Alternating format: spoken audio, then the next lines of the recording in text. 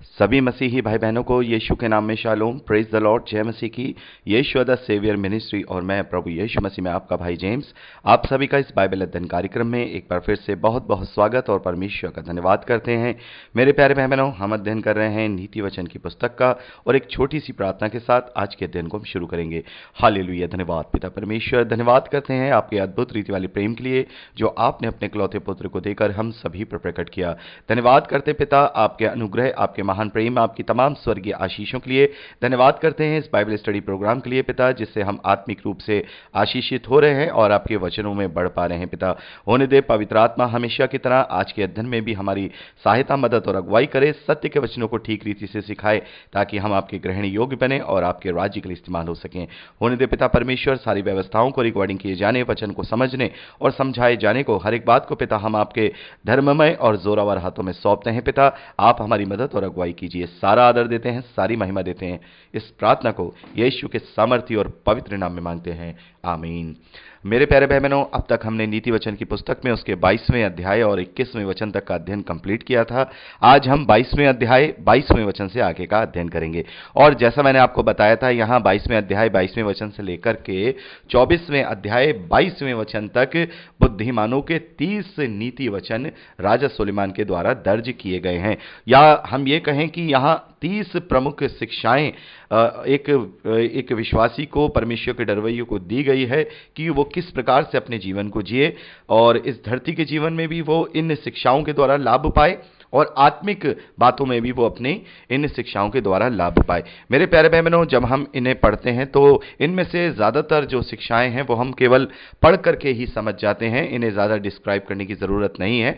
लेकिन कुछ एक बातें ऐसी हैं जिन्हें हमें डिस्क्राइब करने की ज़रूरत होती है, और हम अध्ययन कर रहे हैं, इसलिए हम ओवरऑल तरीके से इन 30 बातों का भी अध्ययन यहाँ पर करेंगे।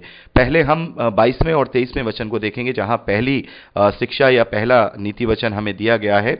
और पढ़ के ही आप इसे समझ गए होंगे कि कंगाल और दीन जन पर हमें उत्पीड़न नहीं करना है, क्योंकि यदि हम आज उनके ऊपर अंधेर करेंगे तो परमेश्वर उनकी तरफ से हमारे साथ लड़ेगा। क्योंकि जो लोग ऐसे लोगों के साथ करते हैं उसका मतलब वो परमेश्वर के साथ करते हैं। यही बात हमें हमारे प्यारे प्रभु यीशु मसीह ने भी मत्ती रचित सुसमाचार 25वें अध्याय में समझाई है। आगे बढ़ते हैं 24वें और 25वें वचन में। यहाँ पर भी हम साफ तरीके से समझ जाते हैं कि एक जो क्रोधी मनुष्य होता है या जो एकदम से क्रोध करने वाला होता है, जल्दबाजी में उतावला हो जाता है, ऐसे व्यक्ति के साथ रहना सही नहीं है। मेरे प्यारे भाई बहनों, ऐसा व्यक्ति, चाहे वो आत्मिक रूप से हम उसके साथ रह रहे हों या फिर हम संसारिक रूप से उसके साथ कोई भी संबंध हमारा है, हमारा वो पार्टनर है या हमारा वो दोस्त है या हमारा वो किसी भी प्रकार से कोई रिलेशन में है, यदि वो ऐसा व्यक्ति है तो वो आपको हमेशा अपने साथ, वो तो खुद तो फंसेगा ही, अपने आप को नीचा दिखवाएगा, साथ के साथ आप भी उसकी संगति में रहकर, मैं भी उसकी संगति में रहकर नीचा देख सकते हैं। तो मेरे प्यारे भाई बहनों, ऐसे व्यक्ति के साथ हमें नहीं रहना है। तो आगे चलते हैं 26वें और 27वें वचन में। यहाँ पर एक बहुत ही महत्वपूर्ण शिक्षा है, और मेरे प्यारे भाई बहनों, ये मैंने बिल्कुल अपने जीवन में इस बात को देखा है। जो लोग उधार लेते हैं या जो लोग ऋण में फंस जाते हैं, उनका जीवन बहुत ही एक तरीके से उनका जीवन बेचैन हो जाता है, फिर वो कभी भी शांत नहीं रह पाते।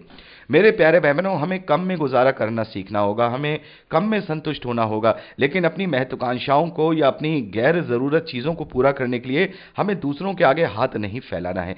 मेरे प्यारे भाई बहनों, ये बहुत बड़ी बात है। मैं इसके विषय में पहले भी बात कर चुका हूं कि हमें किसी के आगे हाथ नहीं फैलाना है, क्योंकि हमें अगर किसी से मांगना है तो वो केवल परमेश्वर से मांगना है। तो हम मनुष्यों का मुंह क्यों ताके, मनुष्यों के उधारी में क्यों आए, उनके क्यों कर्जदार बने, उनके ऋणदार बने। हम अगर किसी बात में कर्जदार होना चाहते हैं तो वो केवल प्रेम के हों, प्रेम के सिवा किसी और बात में हम किसी एक दूसरे के कर्जदार ना हो। मेरे प्यारे भाई बहनों, ये बहुत ही अशांत जीवन का एक चिन्ह है, और मसीही विश्वासियों को तो इससे बहुत दूर रहना चाहिए। हाँ, अगर बहुत ऐसी बात ज़रूरी है, बहुत ही हमें ज़रूरत है या हम बहुत ही उसके नीड हमें वो है और उसके बिना हमारा काम नहीं चल सकता, या बहुत परेशानी की बात है, या कोई बीमार हो गया या कोई ऐसी बात, तो अलग बात होती है। लेकिन फिर भी उसमें ये सोच के चलें कि लेने से पहले ये सोच लें कि हम उसे कैसे दे पाएंगे, क्योंकि अगर हम उसका लौटा नहीं पाएंगे तो नीति वचन के अनुसार फिर वो हमसे गलत व्यवहार करेगा और एक दास की तरह हमसे व्यवहार करेगा, और हमारा जीवन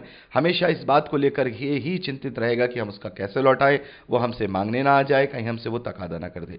तो ये बहुत बड़ी बात है अपने जीवन में, एक चाहे वो आत्मिक रूप से ले लीजिए, चाहे इसको शारीरिक रूप से ले लीजिए, लेकिन गांठ बांध लीजिए, जब तक बहुत ज़्यादा ज़रूरी ना हो या जब तक बहुत ज़्यादा नीड ना हो, जब तक किसी से उधार ना लें, जब तक कोई ऋण ना ले, क्योंकि ऋण लेना तो बहुत अच्छा लगता है लेकिन चुकाने के समय में बहुत ज़्यादा देने वालों को परेशानी होती है।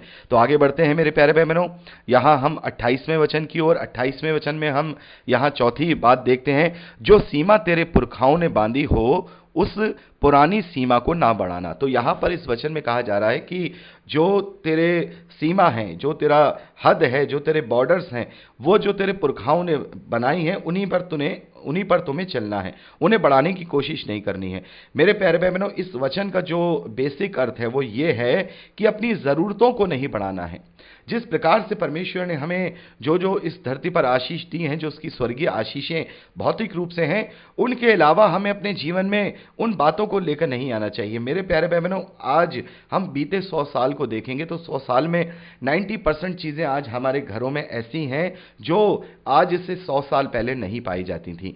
यानी कि मनुष्य ने अपनी नीड्स बढ़ाई हैं, मनुष्य ने अपने दायरे बढ़ा लिए हैं, मनुष्य ने अपनी सीमाएं बढ़ा ली हैं। और जब सीमाएं बढ़ती हैं मेरे प्यारे भाई बहनों, तब आदमी की जिम्मेदारी और उसकी भाग दौड़ भी बढ़ जाती है। और जिम्मेदारी और भाग दौड़ जब बढ़ती है तो वो ऑटोमेटिकली परमेश्वर और उसके वचन से दूर हो जाता है, क्योंकि उसे कहीं ना कहीं उस दायरे को पूरा करना होता है, उस चादर को उसे अपने जीवन में पूरा करना होता है। तो कोशिश करें कम से कम बातों में संतुष्ट रहें, जितनी सीमाएं हमारी हैं उन सीमाओं के अंदर ही सोच करके अपने जीवन को जीने की कोशिश करें, क्योंकि मनुष्य अपनी सीमाओं को तोड़ने पर ही मुश्किलों में फंसता है और सबसे ज्यादा इन्हीं बातों के चलते वो शैतान का आहेर यानी कि शिकार हो जाता है। आगे बढ़ते हैं 29वें वचन की ओर। इस 22वें अध्याय का ये लास्ट वचन है और यहाँ 5वीं शिक्षा हम पाते हैं।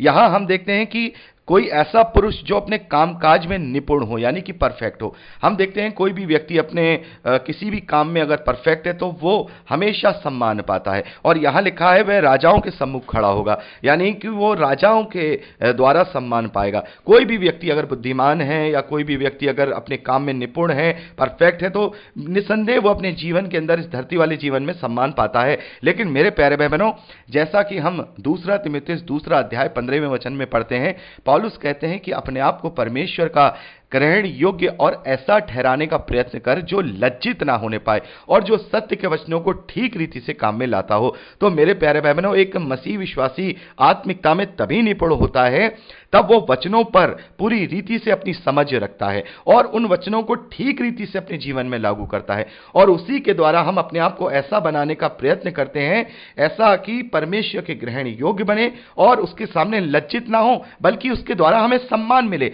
जैसे राजा के द्वारा एक निपुण व्यक्ति को सम्मान मिलता है, वैसे ही एक आत्मिक निपुण व्यक्ति को परमेश्वर की ओर से सम्मान मिलता है। तो हमें इस बात का ध्यान रखना है, हमें आत्मिकता में ज्यादा से ज्यादा निपुण होना है। तो यहां पर हम 22वें अध्याय को कंप्लीट करते हैं। अब चलते हैं 23वें अध्याय पहले वचन से। यहां पर हम पहले वचन से लेकर 3रे वचन तक पढ़ते हैं। यहां हमें 6ठी शिक्षा मिलती है और बहुत ही महत्वपूर्ण यहां शिक्षा हमें मिलती है। यहां लिखा है, जब तू किसी हाकिम यानी किसी राजा या किसी अधिकारी के संग भोजन करने को बैठे, तब इस बात को मन लगाकर सोचना कि मेरे सामने कौन बैठा है, और यदि तू अधिक खाने वाला हो तो थोड़ा खाकर भूखा उठ जाना। उसकी स्वादिष्ट भोजन वस्तुओं की लालसा ना करना, क्योंकि वह धोखे का भोजन है। मेरे प्यारे भाई बहनों, यहां पर हमें एक बहुत ही गहरी शिक्षा मिलती है, और ये हम ज्यादातर अपने समाज में, अपने लोगों के बीच में इस बात को देखते हैं। मेरे प्यारे भाई बहनों, हम देखते हैं कि समाज में अलग अलग वर्ग के लोग रहते हैं, जिसे हम इंग्लिश में lower class, middle class, upper class, high class बोलते हैं, और ये उनके धन की उपार्जन पे है, यानी कि जो वो जितना वो कमाते हैं उसके हिसाब से उनकी क्लास डिसाइड की जाती है। भाई जो बहुत कम कमाते हैं उन्हें जो है लोअर क्लास कहा जाता है, जो ठीक ठाक कमा लेते हैं उन्हें मिडिल क्लास, और जो और अच्छा कमा लेते हैं उन्हें हाई अपर क्लास, और जो बहुत बहुत ज़्यादा धनवान हैं उन्हें हाई हाई अपर क्लास कहा जाता है। तो हर प्रकार के वर्ग का मनुष्य यहां पर इस धरती पर रहता है। हम अपने समाज में देखते हैं कि जब कोई निम्न वर्ग का व्यक्ति यानी कोई लोअर क्लास का व्यक्ति जो सांसारिक रूप से उसके ओहदे में या उसके स्टेटस में कम है, जब अपने बड़े स्टेटस के व्यक्ति के साथ मिलता जुलता, खाता पीता, उसके साथ रहता है, तब हम देखते हैं कि वो व्यक्ति उसकी चीजों की अभिलाषा करने लगता है। मान लीजिए अगर कोई व्यक्ति किसी अपने से ज्यादा धनवान व्यक्ति के घर जाता है तो वहां पर उसका आलीशान चीजें देखकर, शानो शौकत देखकर उसकी आंखें चुंधिया जाती हैं और वो उनकी अभिलाषाओं में फंस जाता है। लेकिन यहां पर नीति वचन में लिखा है कि अपने मन में इस बात को लगाकर सोचना कि मेरे सामने कौन है, मेरे सामने कौन है और मैं किस चीज की लालसा कर रहा हूं। यदि उसकी स्वादिष्ट भोजन वस्तुओं की लालसा करूंगा तो वो मेरे लिए धोखे का भोजन है। अपने आप को उसके आगे ये नहीं दिखाना है कि, या अपने आप को इस तरीके से नहीं बनाना है कि हमें इसके तरीके की ये आलीशान चीजें हमें गेन करनी है। मेरे प्यारे भाई बहनों, हम देखते हैं कि ज्यादातर लोग इस प्रकार से अपने जीवन को व्यर्थ कर रहे हैं। केवल अपने से बड़े स्टेटस वालों को देख देख कर उनके जैसा बनने की कोशिश में अपना आत्मिक जीवन भी व्यर्थ कर रहे हैं और अपना सांसारिक जीवन भी व्यर्थ कर रहे हैं। तो मेरे प्यारे भाई बहनों, हमें किसी की होड़ नहीं करनी है।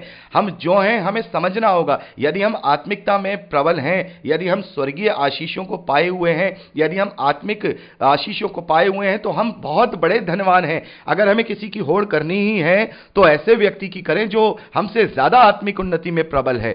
ऐसी होड़ करें कि उससे ज्यादा हम या उसके बराबर हम आत्मिक उन्नति में प्रबल हो जाएं। ये नाशवान चीजें तो यहीं रह जाएंगी, हमें इसके लिए होड़ नहीं करनी है। तो हमें इस बात को देखना है, हमें दुनियावी धन दौलत, दुनियावी जो वस्तुएं हैं उनसे अपने स्टेटस की कसौटी नहीं रखनी है। कसौटी मतलब उससे हमें नापना नहीं है कि हमारा स्टेटस ये है। हमारा स्टेटस तभी होगा तब हम परमेश्वर के ग्रहण योग्य होंगे। तो हमें इस चीज में, इनके अभिलाषाओं के लालच में, इनकी लालसाओं में नहीं फंसना है, क्योंकि वह धोखे का भोजन है। और एक और संसारिक यहां पर जो बात है, शिक्षा है, वो सीखने को मिलती है। और ज्यादातर हम पहली बार जब इसे पढ़ते हैं तो हमें ऐसा ही लगता है कि यदि कोई हाकिम या आपसे बड़े ओहदे का व्यक्ति आपको भोजन में बैठा रहा है तो उसका मतलब यह है कि कहीं ना कहीं उसको आपसे कोई ना कोई काम जरूर है।